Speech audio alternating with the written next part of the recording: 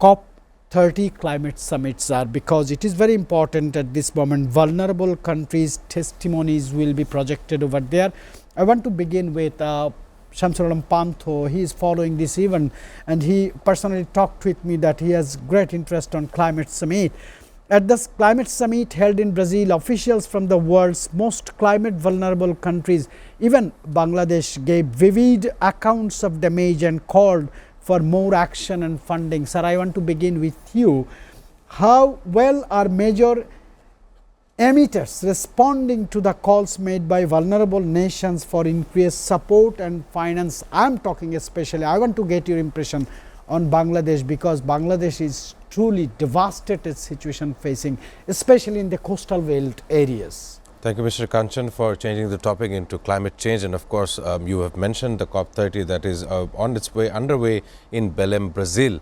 Of course, I want to bring to everyone's attention that the Philippines has been battered by two different typhoons as of recent, one that has gone by earlier last week and one that is still approaching today. So it is fair to say that the November hurricane season has affected the Philippines and Vietnam in an uncommon pattern this time around. And not only so, we see how Jamaica had been destroyed by Hurricane Melissa. So once again, we must understand the implications of these damage ranges, how first world nations obviously have a responsibility in order to protect and conserve those who can't conserve it themselves.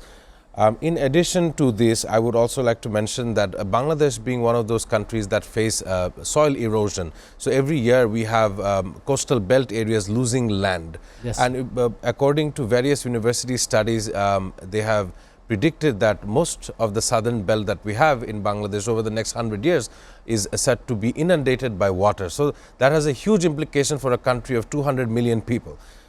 Once again, that in COP30 we must understand what are the major takeaways, and of course what kind of policy making changes we will have in order to benefit climate change in a whole.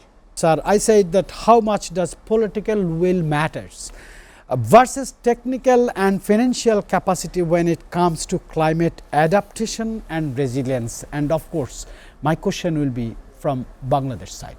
Of course, it's often overlooked. People do not try to recognize, if not politicians do not try to recognize the effects of climate change. You have US President Donald Trump, who does not believe in climate change at all. This is just perspective. Whereas if you can look back to US Vice President Al Gore, back in 2006, he had released a popular film, The Inconvenient Truth. So this documentary showed how the carbon levels would be rising almost every year, and there is no way out. Humanity is facing a crisis that it does not understand or it cannot observe. To a certain degree, I would talk about Bangladesh today. There has been a cyclone in the Bay of Bengal, but because of Almighty's grace, it had not made landfall towards Bangladesh or towards the Sundarbans like it usually does. It had landfalled in Andhra Pradesh in India. So that's as far as this year. But sharing of the data that you have from observing weather patterns is something that should be beyond politics, beyond the hatred for one another. Recent times between our neighbors, we are not faring ground like we used to. Of course, there is political implications regarding that.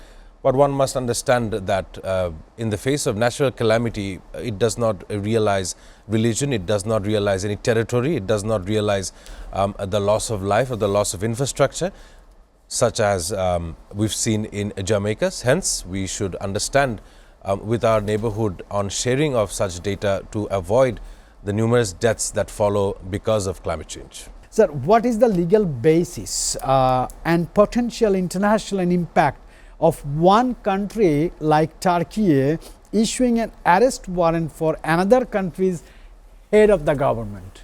Well, of course, it took to storm on social media as well as international media. But Turkey is one of those nations who, under the Abraham Accords, wanted a normalization with Israel. But this was before the heinous genocide that Israeli administration had continued.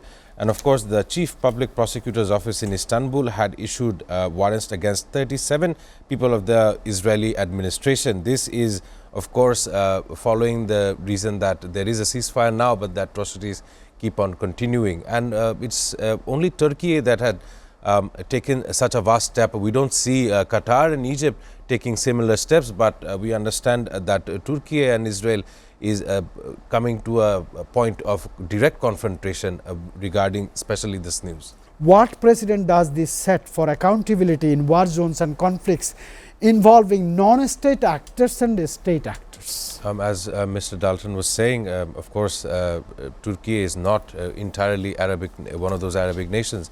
And of course, it sets a dangerous time ahead of whatever that is happening.